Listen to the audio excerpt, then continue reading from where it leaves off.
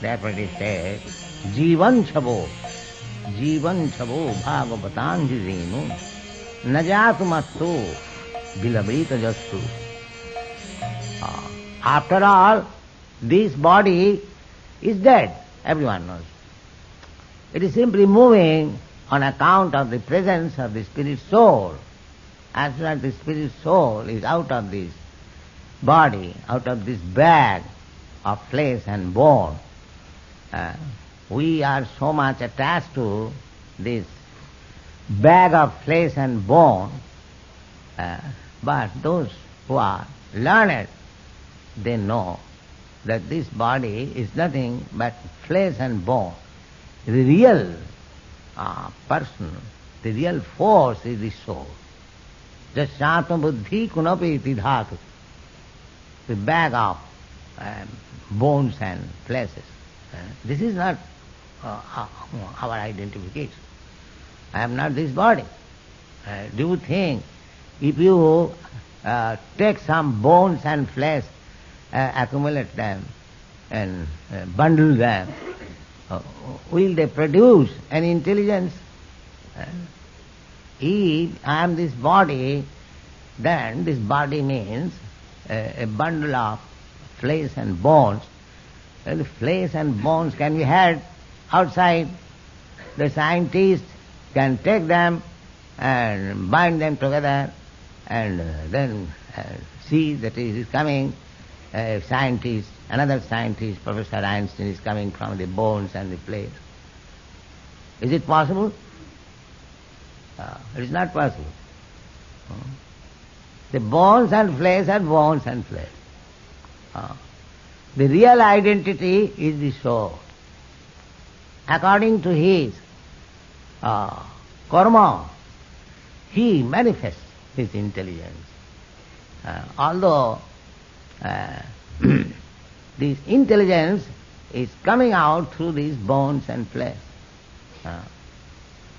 Just like I am seeing through this glass, that does not mean the glass is seeing.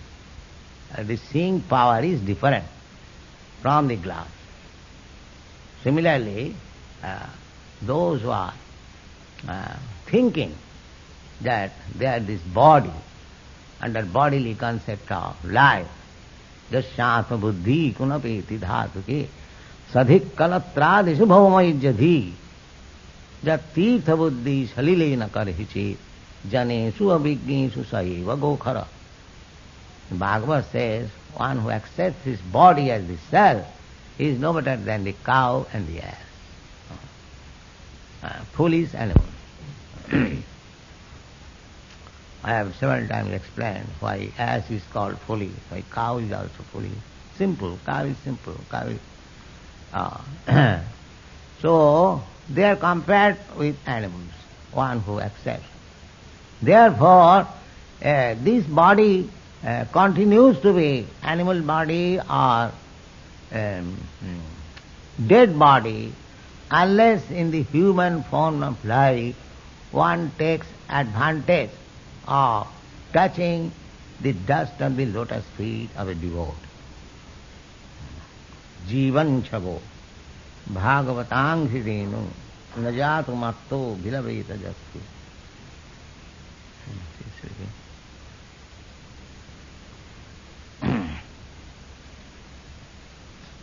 Sri Vishnu Padya Manujastulasya Sasan Chabo Jastu Nabida Gandham.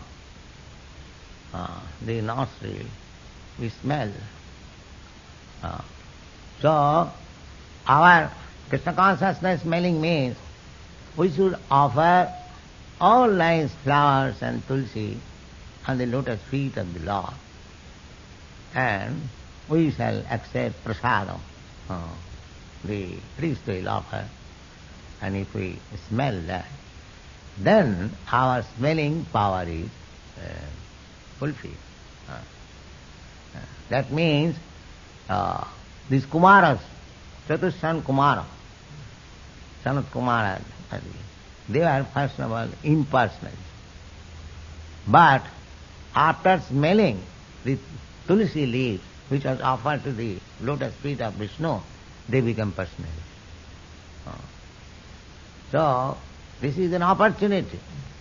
If anyone comes, smells the flowers and the tulsi offered to Vishnu,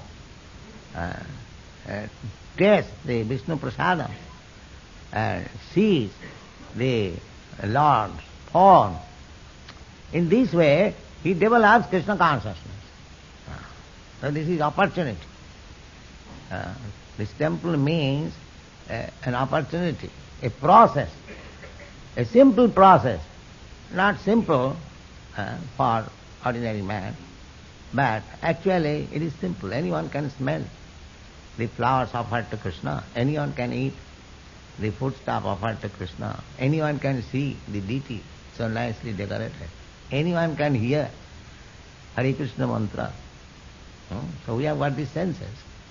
See, if we engage our senses in this way, our seeing power, our hearing power, our talking power, our smelling power, our touching power, our tasting power, in this way, if we engage everything in connection with Krishna, very easily we become Krishna conscious.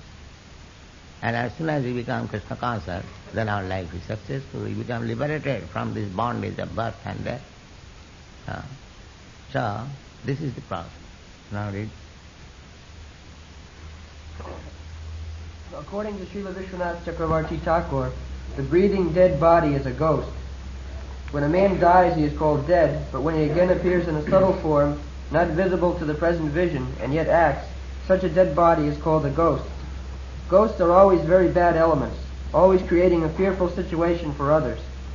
Similarly, the ghost-like non-devotees, who have no respect for the pure devotees, nor for the Vishnu deity in the temple, create a fearful situation for the devotees at all times. The Lord never accepts any offering by such impure ghosts. There is a common saying that one should first love the dog of the beloved before one shows any loving sentiments for the beloved. The stage of a pure devotee is attained by sincerely serving a pure devotee of the Lord. The first condition of devotional service of the Lord is therefore to be a servant of a pure devotee, and this condition is fulfilled by the statement, reception of the dust of the lotus feet of a pure devotee who also served another pure devotee. That is the way of pure disciplic succession, or devotional parampara. Maharaj Rahugana inquired from the great saint Jad Bharata as to how he attained such a liberated stage of a Paramahamsa, and in answer the great saint replied as follows: Rahuganai tat tapasa na jatiya jejaya nivapana grahadva na chandasa naiva jalagni suryar vina mahatpadavajobhishekam. O King Rahugana, the perfectional stage of devotional service, or the Paramahamsa stage of life, cannot be attained without being blessed by the dust of the feet of great devotees. It is never attained by tapasya, austerity, the Vedic worshipping process, acceptance of renounced order of life, the discharge of the duties of household life, the chanting of Vedic hymns, or the performance of penances in the hot sun, within cold water, or before the blazing fire. In other words, Lord Sri Krishna is the property of his pure, unconditional devotees, and as such only the devotees can deliver Krishna to another devotee. Krishna is never obtainable directly. Lord Chaitanya therefore designated himself as the Gopi Bhartur Dasa Dasa Dasanu Dasa, or the most obedient servant of the servants of the Lord, who maintains the Gopi damsels at Vrindavan.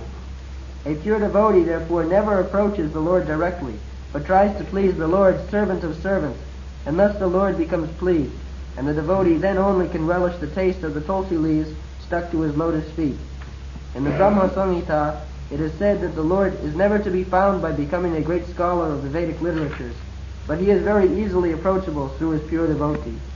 In Vrindavan, all the pure devotees pray for the mercy of Srimati Radharani, the pleasure potency of Lord Krishna.